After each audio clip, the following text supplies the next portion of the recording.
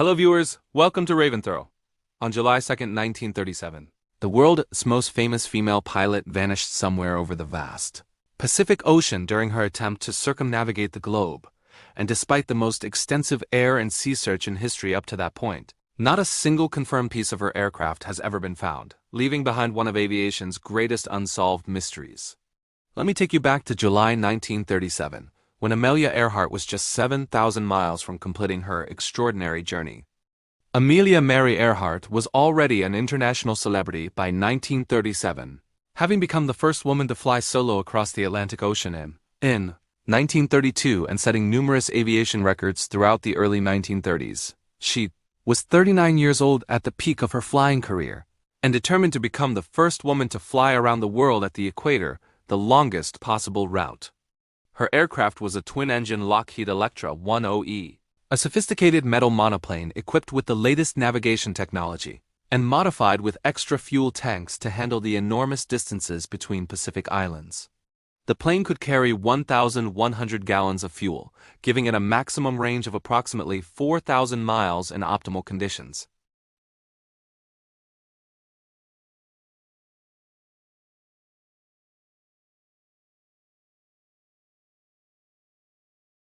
Noonan was 44 years old and had logged thousands of miles navigating over the Pacific Ocean, making him one of the most qualified navigators available for such a dangerous journey.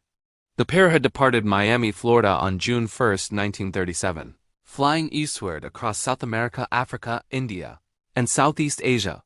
Over the course of a month, they had successfully completed 22,000 miles of their journey, making stops in Puerto Rico, Venezuela, Brazil, Senegal, Chad, Sudan, Eritrea, Pakistan, India, Burma, Singapore, Indonesia, and Australia.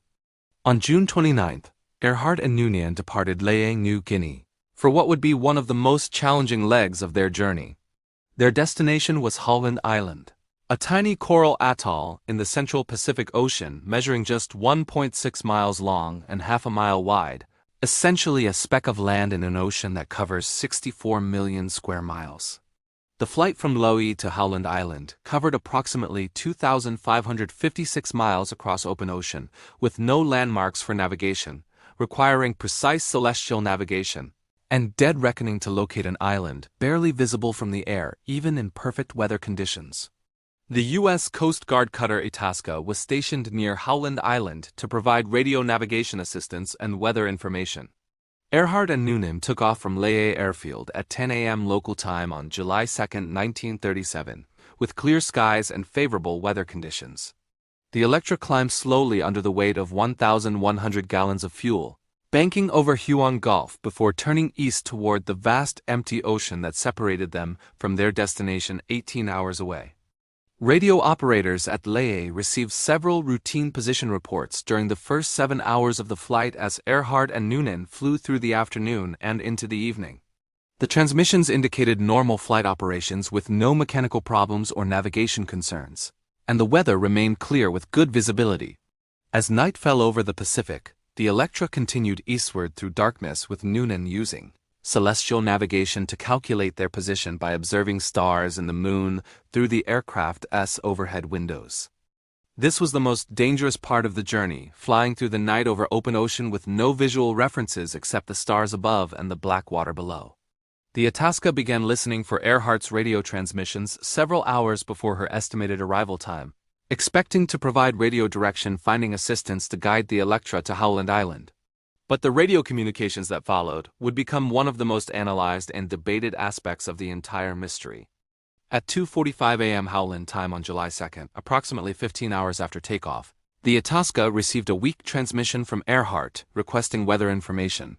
Her voice was barely audible through static, and she did not acknowledge the Itasca's response, suggesting she could not hear their transmissions even though they could hear her.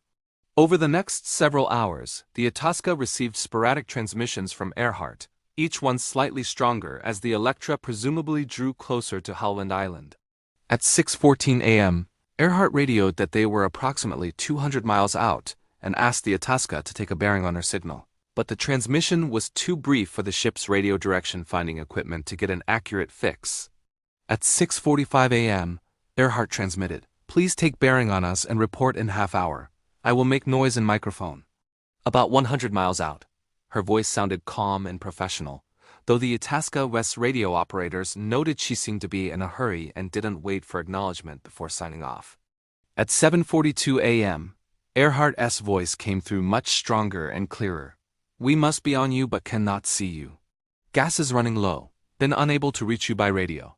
We are flying at 1,000 feet. This transmission lasted several seconds, long enough for the Itasca to attempt a radio bearing, but the results were inconclusive. The final transmission came at 8:43 a.m., 19 hours and 34 minutes after takeoff from Lae. Earhart's voice was loud and clear, but tense with urgency. We are on the line 157 to 337, running on line north and south. We are running north and south. The transmission lasted just seconds, then silence. The Itasca immediately began broadcasting on all frequencies, sending directional signals and voice messages trying to contact Earhart, but received no response. The Coast Guard cutter steamed back and forth along the line Earhart had mentioned, searching the ocean surface for any sign of the aircraft, but found nothing except empty water and scattered clouds. Within hours, the U.S. Navy launched the largest air and sea search operation ever conducted in the Pacific up to that time. The aircraft carrier USS Lexington with 60 aircraft, the battleship USS Colorado, 4 destroyers, and a minesweeper all converged on the area around island to search for Earhart and Noonan.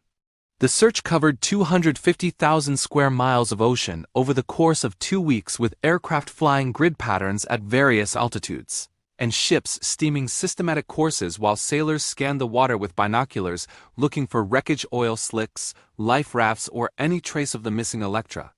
The Japanese Navy even contributed ships to search waters north of the equator. But despite the massive effort involving thousands of personnel and the most advanced search technology available in 1937, not a single confirmed piece of wreckage, no bodies, no oil slicks, no debris field, and no evidence of the aircraft was ever found. On July 19, 1937, 17 days after Earhart's disappearance, the official search was called off and she was declared lost at sea. The U.S. government concluded in its official report that Earhart and Noonan had run out of fuel while searching for Howland Island, ditched the Electra in the ocean, and sank quickly with the heavy aircraft taking both occupants to the bottom of the Pacific. This theory was supported by Earhart's final transmissions indicating low fuel and inability to locate the island. But this straightforward explanation immediately encountered skepticism from aviation experts, Navy personnel involved in the search, and the public, who found it difficult to accept that such an experienced pilot and navigator could simply vanish without a trace. Over the decades that followed, dozens of alternative theories emerged, some plausible and evidence-based, others wildly speculative and conspiratorial. The first major alternative theory proposed that Earhart and Noonan had missed Howland Island, but continued flying and made an emergency landing on Gardner Island, now known as Nikumaroro, a small uninhabited coral atoll, about 350 miles southeast of Howland. This theory was based on radio distress signals that several amateur radio operators reported receiving in the days following the disappearance. Dozens of people across the United States, including some experienced radio operators, reported hearing transmissions they believed came from Earhart, calling for help and stating they were on land but running out of water. The signals were analyzed by Navy radio experts who concluded some of them might be authentic, though others were clearly hoaxes or misidentified transmissions. Betty Klenk, a 15-year-old in St. Petersburg, Florida, reported hearing a transmission on July 2nd that said, "This is Amelia Earhart. Ship is on reef south of the equator. Help is needed urgently. Can you hear me?" Her father, a former Navy radio operator, listened and confirmed it was a female voice transmitting on a frequency Earhart might use. If these radio signals were genuine, they suggested Earhart had crashed on land rather than ditching at sea, and the aircraft was intact enough for its radio to function for several days after the crash.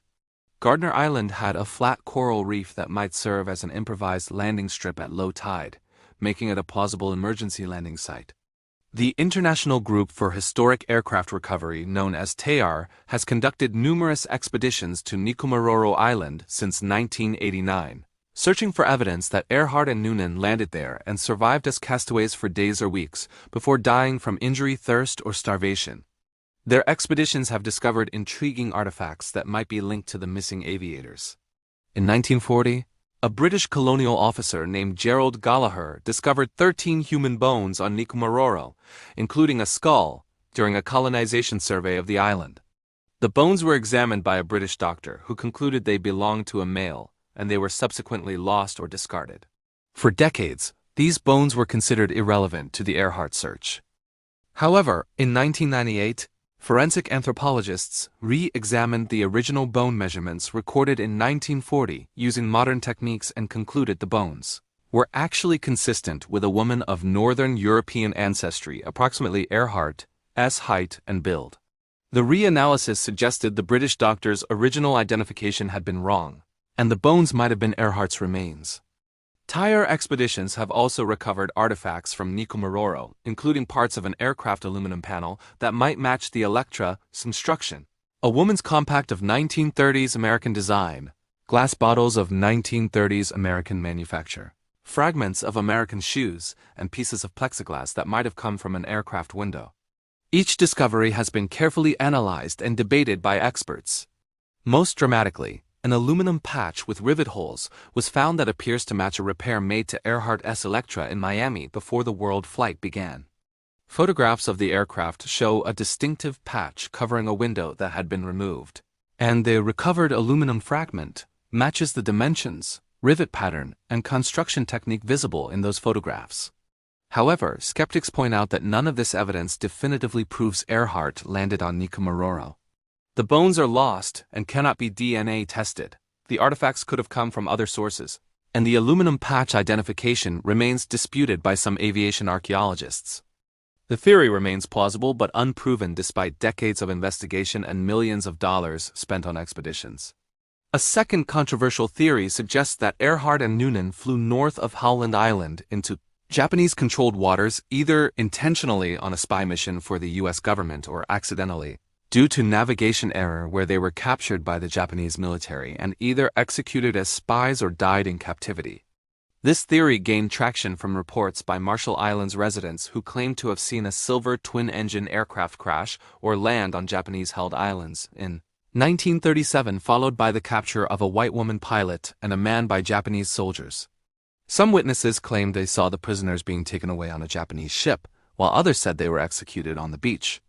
In 2017, a photograph discovered in the National Archives appeared to show a dock in Jaluit Atoll, in the Marshall Islands, with what might be Earhart's Electra being towed by a Japanese ship.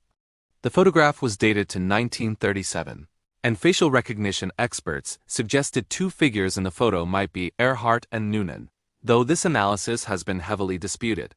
Supporters of the Japanese capture theory note that the U.S. government seized and classified many documents related to Earhart's disappearance, and some remain classified even today, suggesting there might be information about her fate that has been deliberately hidden.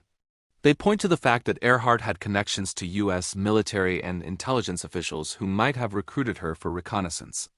However, extensive research in Japanese military archives has found no records of capturing or holding American aviators in 1937, and the photograph showing what might be Earhart has been debunked by researchers who found it was actually taken 2 years before her disappearance. The Japanese capture theory lacks solid documentary evidence despite its dramatic appeal.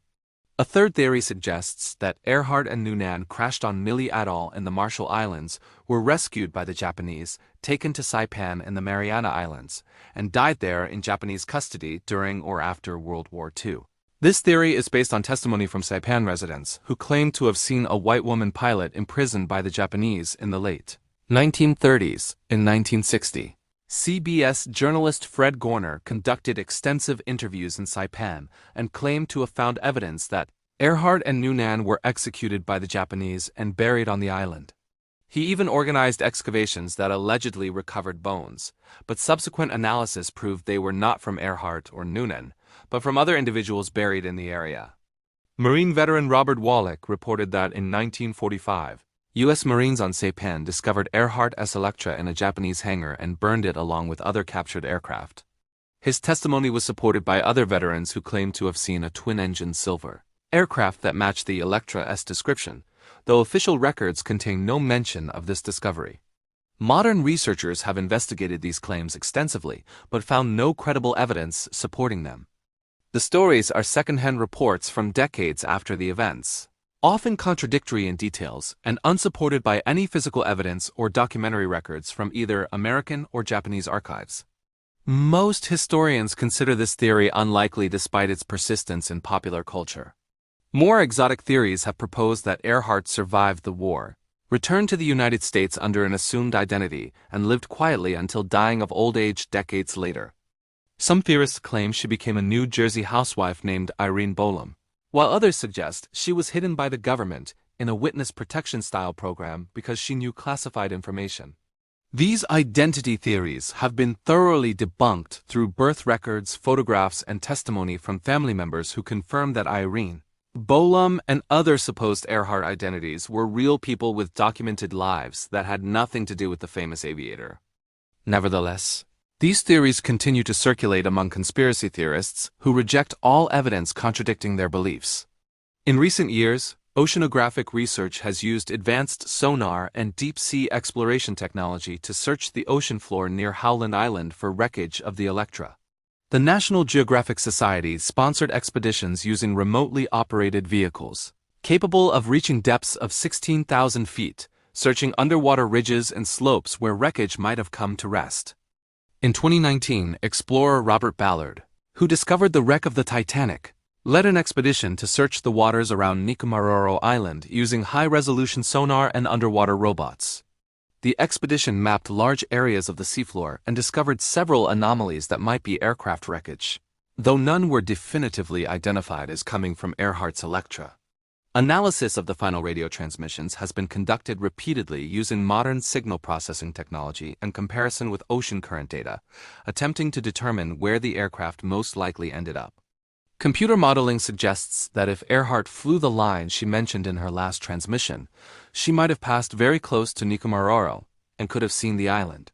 Weather reconstructions using historical data indicate that on the morning of July 2, 1937, scattered clouds covered much of the search area, which might explain why Earhart couldn't see Howland Island, even though she was close enough for strong radio transmissions. Low clouds can make a tiny island virtually invisible from the air, especially to exhausted pilots who had been flying for 19 hours.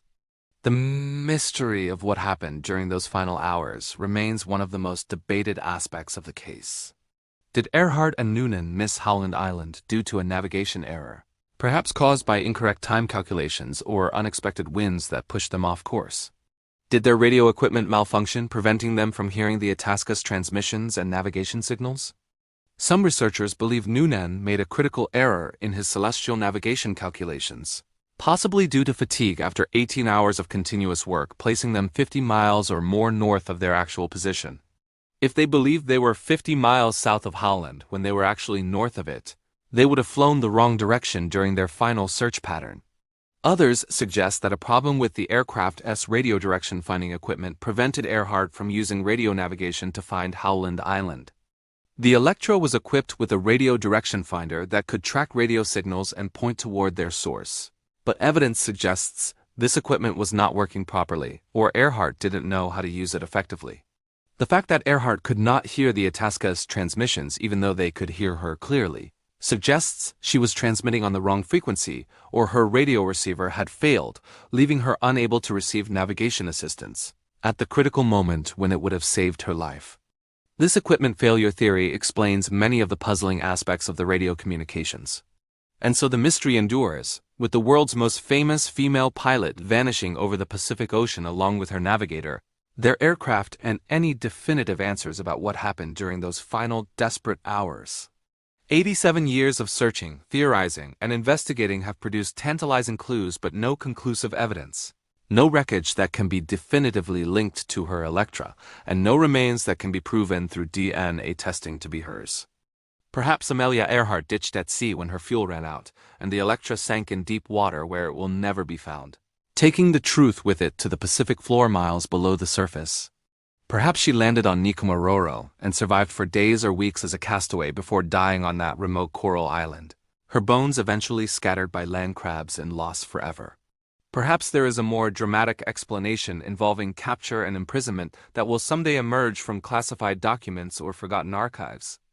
Or perhaps the truth is simpler and sadder than any of the elaborate theories, just an experienced pilot and navigator who made one small miscalculation that sent them flying over empty ocean until their fuel ran out and the Pacific claimed them forever.